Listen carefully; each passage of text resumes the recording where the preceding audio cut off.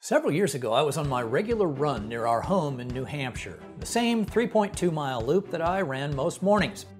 My turnaround cut through the cemetery on Old Homestead Highway. At this point, only about halfway through, I normally paid little attention to much other than my breathing and my cadence. This day was different. The headstone of Louis A. Pelletier jumped out and grabbed me. I stopped running. Not because the stone itself was special, not because I knew the dude. What grabbed me was the word Dad. To me, this word has always been special because my dad, Ray Autry, was and always will be my hero. I stood in front of that headstone for a bit, and as my breathing began to slow, I had a moment. It began with gratitude, an incredible sense of how blessed I am to have had such a great dad. Then, as I continued staring at the stone, my focus was drawn to the engravings of Mr. Pelletier's years of birth and death.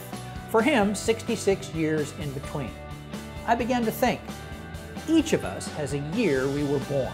And at some point, whether or not it gets engraved on a stone and stuck in the ground, the year's gonna come when we're no longer alive. My feelings of gratitude transformed into insight, a genuine light bulb, or what I like to refer to as a 2x4 moment. The only thing that matters is the dash.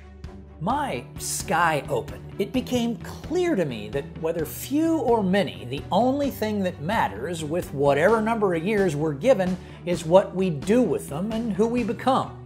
My dad was a great example. A carpenter, a police officer, a great human being. He was 87 years old when he died. More than 200 people showed up for his funeral. Standing room only. Wonderful stories, memories shared, lives positively touched. My gratitude charged with re-energized commitment. 1.6 miles left to go, mostly uphill. As I continued running, I recall the profound mindset I learned from my Boy Scout backpacking days.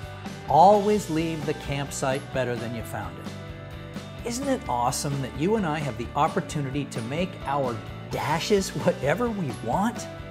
After all, you know, it's the only thing that truly matters. So, I'm going to close with a question. What are you doing today to help make things, conditions, and people in your life better than you found them? Until next time, my friend, be well and stay safe. I'm Tim Autry.